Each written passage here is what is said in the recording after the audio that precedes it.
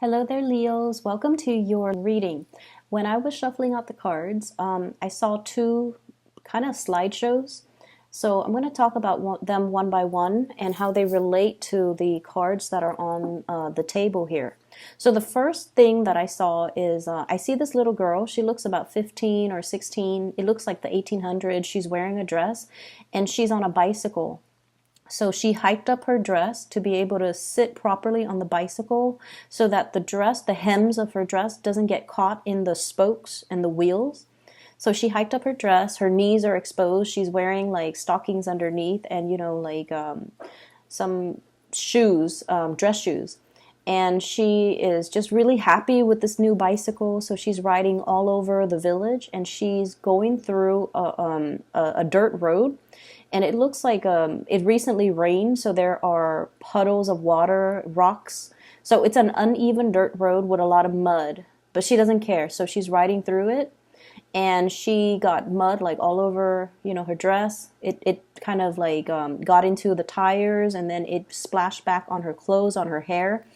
And she doesn't mind, like she's having a really good time. When she got home, her mom saw her, like her knees exposed and dirt all over her. Her mom gave her a scolding. So it cuts away. So what I'm feeling with this energy, it seems like, it's the 1800s, or at least it's a different time, different era where gender roles were different, gender expectations were different, social expectations were different, what it means to be a girl, what it means to be a boy, and things like that. So her mom is sort of chastising her, like, you're a lady, you're 15, you're almost, marriage age. You're supposed to be more ladylike. You're not supposed to be a tomboy. So I feel like there are definitely societal, social, gender role expectations, or something that is, imposed by other people onto you. And it feels almost like you have outgrown it. And you feel like it's restrictive. You feel like it interferes with your life. You feel like it's interfering with your ability to really live your life and enjoy your life. So I see many of you going through this stage where you are really questioning. You're questioning, what it is that's making you really happy and why you're not able to pursue it. Okay, that's the main thing. And I feel for many of you, it could be, if you're on the younger end of the age spectrum, it could be, family expectations. You're supposed to go to school. You're supposed to be a doctor. You're supposed to be a lawyer. You're supposed to be ladylike. Women are supposed to behave like this. Men are supposed to behave like this. And, it's everything seems like, or the people around you seem very, very reputation conscious, okay? If you're a little bit older, like if you're, for example, in your 20s, people around you might be like, oh, what did you do before this? Or what school did you graduate from? And it seems almost as if they care about these things more than you as a person. Like they care about what school you graduated from. Where did you get your degree? Where did you get your education? Who are you connected to? So it's like very reputation conscious. Okay, so the environment that you're in, you feel almost like it's either very narrow-minded, or you feel that people care about all of these superficial things that don't really, at the end of the day, don't really have a lot of substance, don't really have a lot of meaning. But nonetheless, they care about these things. And so I see many of you following, and you guys are like a very fierce sign. You're not one to follow the herd. However, I also feel like you guys are also very, very family oriented. So I'm sensing like if you grow up in an environment where mom and dad wants groom you for a specific, life path, for a specific career, for a specific, Ivy League school even, you don't want to disappoint them. But it gets to the point where you feel like life is going one way, and the bottom line is you're questioning, you're questioning these chain of events. You're questioning the choices that have led you to this very moment. And you're also questioning whether or not you're just kind of like, going with the tide, or whether or not you are conscious or consciously making these decisions because they make you happy, or whether or not you are making these decisions or living a specific life path to appease other people, or it's because something that, it has always been done, tried and true. And so you kind of like took it as gospel and you didn't question it. So I see this major awakening, this major epiphany coming into the picture. Crossroads as well. Am I still happy with it? Is this all there is to life? Is this something that is meant for me? Or is this something that I just kind of found myself walking this path? But is there other, like, are there other things out there for me that can bring me more emotional fulfillment? Okay, so I see all of these question marks kind of popping up when I shuffle your cards. And I feel like the energy can be very, very liberating if you're looking to break out and go out into the world and make your mark on the world. And then on the other hand, I feel for others of you who are a little bit more status quo oriented. I also feel like some of you are a little bit scared of these changes that are coming through. Things that are outside of your control, or things that you have always known to be true. All of a sudden, you're reassessing. Okay? First of all, the way this energy is coming out, this is the card that really drew my attention. Your ship's coming in. Something that you have really, really, really waited for a very long time. I usually think of this as like a big opportunity, study abroad, going overseas to do some type of research work for some of you, because that did come through. So for example, you might be studying to be, a doctor, right? And you're like, oh, I'm just going to be an MD, just like a general practitioner. And then you take a course and then you're just like, you know what? Maybe I want to do public health. Maybe I want to go to pandemic zones and study like cultures and do microbiology or do epidemiology and study the transmission of diseases. And maybe I need to go to more of a tropical area or go overseas to a place where access to medicine might be very, very scarce. So your family might tell you, family expectations here. You're going to be a doctor. You're going to be like, either a general practitioner, or you're going to be a surgeon, and you're going to work in these really posh, high-end, either private practice or in a very, very prestigious hospital. And your life is going to be all set. And you're just like, actually, I really want to get into this because I want to help people. And if I want to help people, I want to go to places where the needs are, impoverished neighborhood, underserved communities, especially going overseas to areas that don't have access to healthcare. So that's an example that I saw, so that I'm reiterating it, okay? And of course, all of you who are watching this are not in med school or are not trying to be doctors, but that's a big example that I'm using. Mainly because I feel like you're being groomed for something and it's making you happy, but you're also questioning whether or not you can do something else that is more meaningful. So I see this conflict coming out. On the one hand, you are very, very happy. But on the other hand, you're almost operating from the Aquarius spectrum, where you're wondering, like, what is my contribution to humanity? At the end of the day, it's not so much about what I want, what's making me happy, but how can I share my gifts with the world? How can I make things better for other people? So you're going through a little bit of a soul searching. What's really, really making me happy? Can I really, really be happy when the rest of, humanity is really suffering? So I feel this major maturation process happening here with Leos. And I also feel like you're plugged in, okay, to this collective consciousness, where on the one hand, your life might be really happy and dandy. But on the other hand, if you see, poverty and homelessness and just people struggling to get by, There's an element about you where you want to share your resources in order to make life, even temporarily, because you're not naive, okay? So share your resources, share your skills, share your knowledge to make things better for other people. Some of you are rethinking like a major career path, rethinking, and I definitely feel like something from like a private arena to more of a public servant. That's what I'm feeling.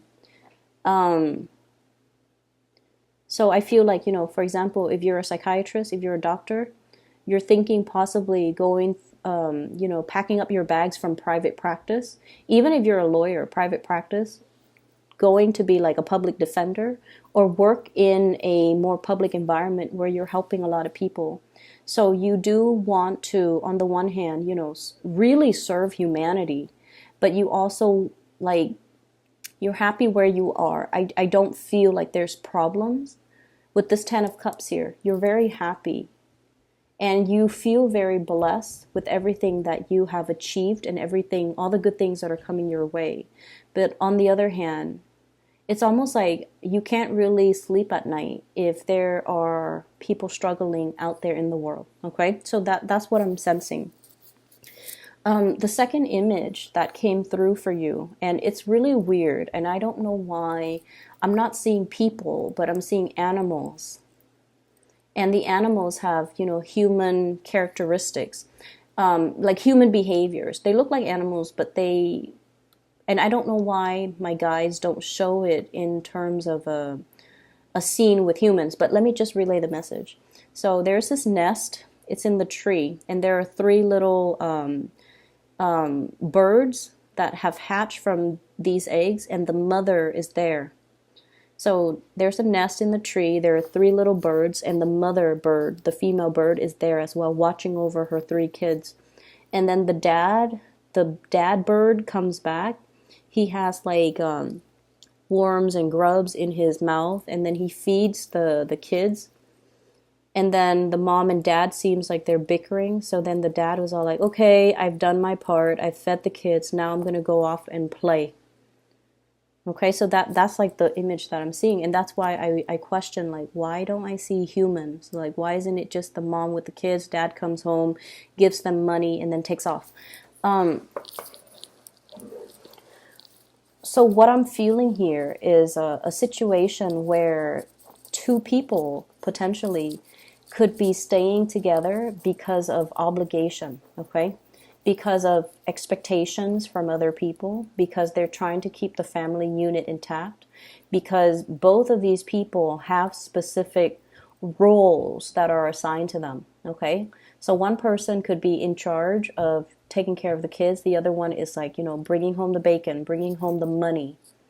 And I feel like there is even a concept with like power differential in the relationship where the person that works or the person that earns money or the person that earns more money in the relationship feel like they control the relationship. So there's an element of control here that is very deeply rooted in this spread. And I feel like you're at a point in your life where you want to be on your own. You want to be self-sufficient. You want to not have to depend on other people. So, if someone is like helping you pay for tuition, for example, and they want you to only study certain things or, graduate with a certain major, I feel like you're starting to feel the pressure, or you're starting to feel that, there's strings attached in this union, or there are strings attached in this give and take. And I feel like someone is dangling something over you and constantly reminding you, I'm doing this for your own good, or I'm doing this, or, you owe me, or remember what I'm doing for you so that later on you don't forget me. So it's like very strings attached, it's very much conditional. Okay. You have to do this in order to get that. So things are very, very conditional. And I'm starting to feel like you're feeling the weight of it. You're feeling like there is no free lunch. You're feeling as well that the other person is dangling this thing over you. And so your ability to make your own decisions might be severely limited, okay? I'm sensing as well, in a work environment, there is some type of unfairness that's coming through. First of all, I have here the Eight of Pentacles, okay? Working hard, keeping your nose to the grindstone in the reverse position with the Devil in the reverse position. Some of you might physically just be like, this job is not doing it for me anymore, and I'm reassessing whether or not I want to invest more time in it. And then I also feel some imbalances in the work environment where the people that are not really doing their job, they're getting the promotions because they know somebody, because of their connections, or because of like just corruption is such a broad term, but I'm just going to use that. Favoritism, corruption, strings attached. You know, you do this for me and then I do this for you. Like I'll scratch your back and you scratch mine. So it's a very, very, from your end, Leos, it's a very unethical, toxic type of a situation. And I feel like many of you might have already left that situation waiting for new opportunities to come on the horizon for you, and you're prepared because you knew this wasn't working. And then I feel like for some of you, you might stay in a job because of the financial security. It pays the bills. And I feel almost like you've been wanting to leave for quite some time, but you know, you have family, you have people that are financially dependent on you, and it's making it harder and harder and harder. But I feel like this might be the breaking point where you start to realize your worth and you're starting to want out and seek new opportunities, okay? And then going back to the birds, okay, the one that brings home the grubs and the worms, he's like, okay, I've done my part. Now I'm going to go off and play.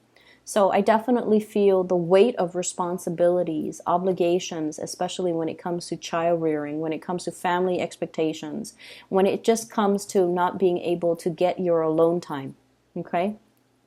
I see a lot of people crowded in an environment. Everything is just very, very crowded. A lot of activities, a lot of things are happening around you. And it seems like you want a moment of peace. You want some solitude. You have a lot of things that you need to get done. So for some of you, if you're working from home, there's like kids running around, or, you know, family members dropping by unannounced, and the doorbell's always ringing, or text messages are constantly dinging, or your phone's always going off, or there's like animals, pets, children, just a whole barrage of activities happening around you.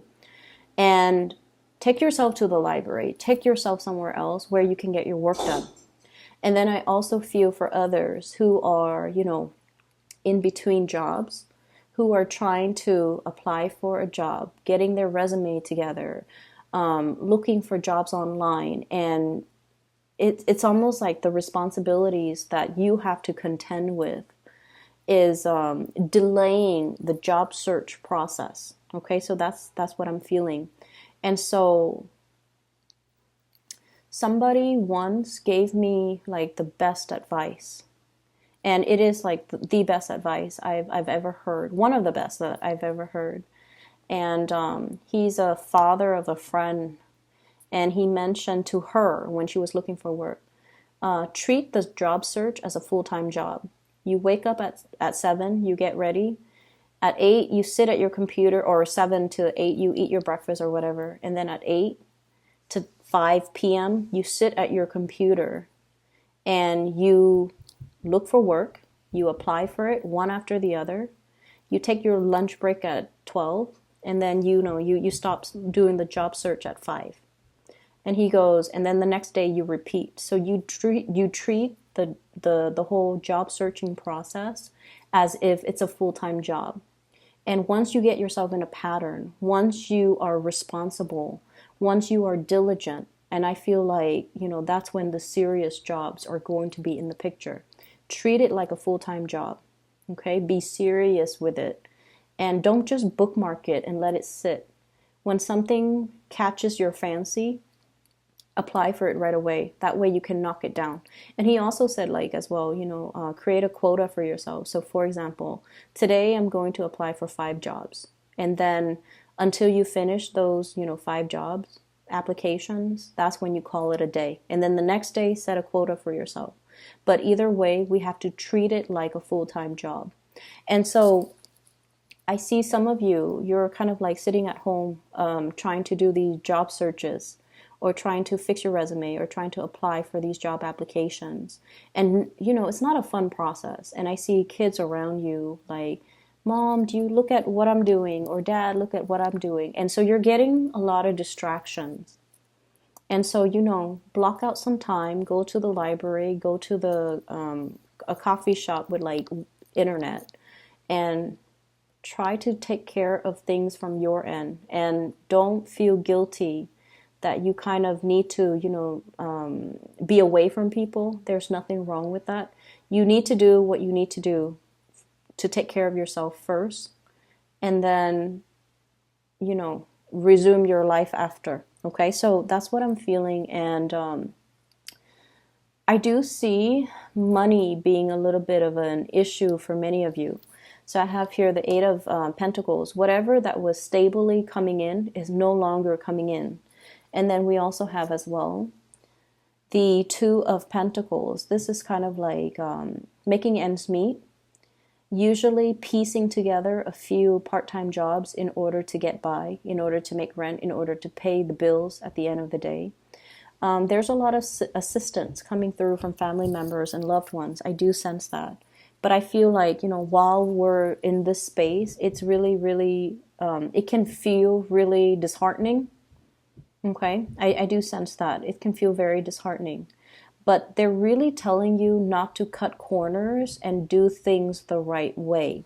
I have here the Wheel of Fortune. Things are going to come into the picture in divine timing. It's in the reverse right now. And so it requires a lot more discipline, a lot more diligence, and a lot more consistency from your end. We have as well the Seven of Swords, and this is strongly on top of the Wheel of Fortune. Do not cut corners. Do not take the easy way out. And you really have to commit yourself in order to create the new life or the new job, or to attract the things that you want that are actually going to be good for you. Okay? I'm going to leave it at that, Leo. So honestly, I tried to do a reading for you guys last night, and we have a lot of the repeat cards. Okay, I couldn't see any images last night, so I tried to do it again today. And when I shuffled it out, 4 of these cards were repeat. We have the Tower, the Wheel of Fortune, Seven of Swords, the Judgment card, as well as that. I think it was, no, it actually was the Seven of Pentacles that came out, waiting for a situation. But now you're no longer waiting. Your ship is coming in.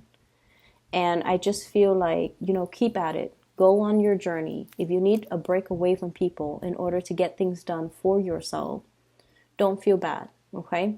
This is more about breaking out of the norm, or breaking out of the mold, and finding yourself and finding whatever it is that really strikes your fancy, something that you want to do, even though other people have different expectations of you.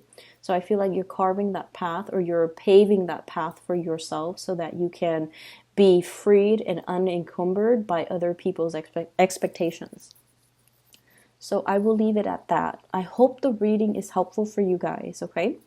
Once again, for those who are still emailing me about personal readings, I don't do those anymore. I do have somebody that I highly recommend. Her name is Bridget. She is phenomenal. She's very psychic, and I've used her services over the years, and I've also recommended her to my family members and my friends. Okay, so best of luck with everything, Leos. Okay, take care.